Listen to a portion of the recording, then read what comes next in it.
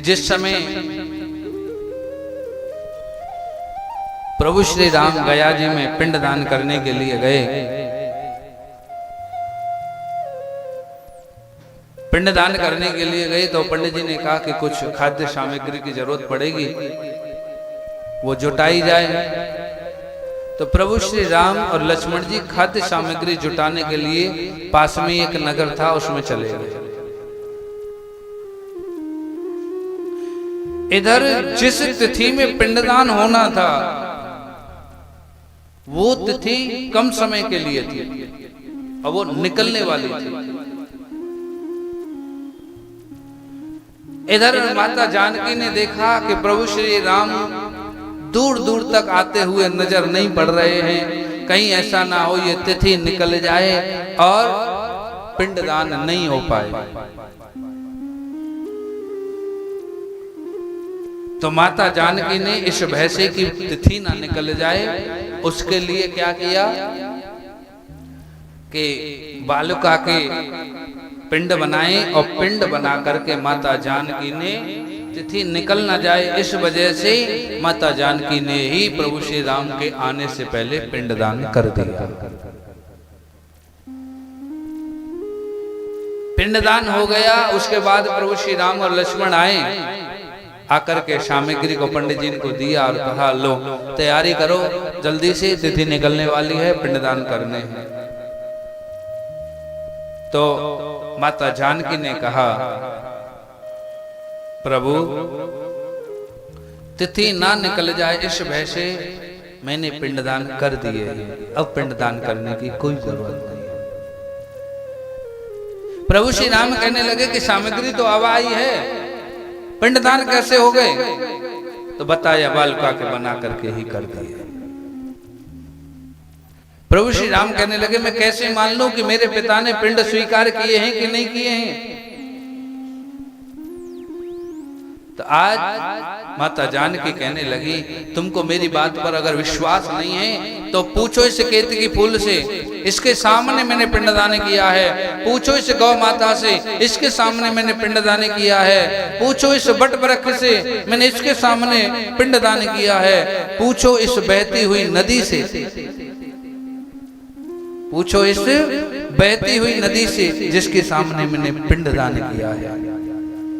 पूछो इन ब्राह्मण देवता से जिन्होंने पिंडदान कराया है। आज प्रभु श्री राम ने केतकी फूल से पूछा बताओ तुम्हारे सामने पिंडदान किया? तो केतकी फूल ने झूठ बोल दिया, कहा नहीं मेरे सामने कोई पिंडदान नहीं किया। माता जानकी कहने लगी ये क्या कह रहे हो आप? बोले हाँ मेरे सामने कोई पिंडदान नहीं हुआ है। गौ माता से कहा तुम बताओ तुम्हारे सामने पिंडदान किया जानकी ने? तो गौ माता ने भी इनकार कर दिया, मेरे सामने नहीं किया। फल्गु नदी जो बह रही थी उससे पूछा क्या जानकी जी ने तुम्हारे सामने पिंडदान किया? फल्गु नदी ने भी इनकार कर दिया कि नहीं मेरे सामने कोई पिंडदान नहीं किया। और अंत में ब्राह्मण देवता जिन्होंने पिंडदान कराया उनसे पूछा कि तुमने पिंडदान कराया? पिंडदान जानकी ने किया? तो ब्राह्मण ने भी झूठ बोल दिया। जो चारों ने झूठ बोल दिया अंत में बट वृक्ष बचा। बट वृक्ष से अब मेरी लाज केवल आपके हाथ में है।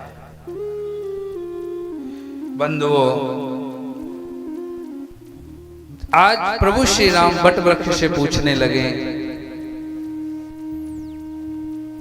बताओ तुम्हारे सामने जानकी जी ने पिंडदान किए?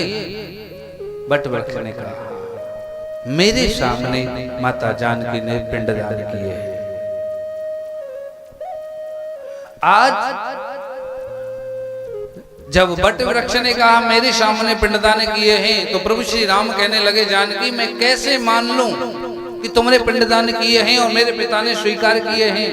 क्योंकि यहाँ पांचों में से चारों ने मना कर दिया, केवल एक बट वृक्ष ने तो कहा है। भैया वोटिंग का जमाना है, जिसकी वोट ज्यादा होती है जय जयकार उसी की होती है। कथा मिलती है कि स्वयं राजा दशरथ आए और आकर के उन्होंने कहा, बेटा मैंने पिंड स्वीकार किया है। जब ऐसा कहा राजा दशरथ ने आकर के कि मैंने पिंड स्वीकार कर लिया है, तब प्रभु श्री राम को संतुष्टि हुई। और प्रभु श्री राम को संतुष्टि हुई और माता जानकी को क्रोध आ गया और कहा फल्गु नदी, मैंने तेरे सामने पिंडदान किए थे, तूने झूठ बोला। आज मैं तुझे श्राप देती हूँ, तेरे अंदर जल तो होगा मगर किसी को दिखाई नहीं देगा। आज भी गया जी में जाओ, फल्गु नदी के इधर से उधर निकल जाओ, ऊपर होके जल नहीं दिखाई देता है, लेकिन थोड़ा सा खोदिए जल निकल आता है। केतकी फूल, तेरे सामने मैंने पिंडदान किया था, तूने झूठ बोला, मैं तुझे श्राप देती हूँ, तेरे अंदर इतनी दुर्गंध आ जाएगी, इतनी दुर्गंध आ जाएगी कि तू किसी की पूजा में आने योग्य नहीं रहेगा। गौ माता, तुमने भी मेरा सहारा नहीं दिया, तुमने भी झूठ बोला, मैं तुम्हें श्राप देती हूं कि जिस मुख से झूठ बोला है वो मुख गंदगी में रहेगा। और ब्राह्मण को श्राप दिया, ब्राह्मण देवता आपने तो सारा कार्य किया था, फिर आपने झूठ बोल दिया, मैं श्राप देती हूं। ब्राह्मण हमेशा असंतुष्ट रहेंगे। और शास्त्र कहते हैं असंतुष्टा ध्वजा नष्टे, असंतुष्ट ध्वज यानी असंतुष्ट ब्राह्मण हमेशा नष्ट हो जाता है। इसलिए ब्राह्मण को संतुष्टि होना चाहिए। जो संतुष्ट ब्राह्मण होता है, जो संतोषी ब्राह्मण होता है, वही परम पद को प्राप्त कर पाता है। और चारों को श्राप दे दिया। उसके बाद बट वृक्ष को आशीर्वाद दिया कि तूने मेरा साथ दिया, मैं तुझे आशीर्वाद देती हूं। जो सौभाग्यवती स्त्री, जो सौभाग्यवती स्त्री तेरा पूजन करेगी, उसके सुहाग की आयु लंबी हो जाएगी।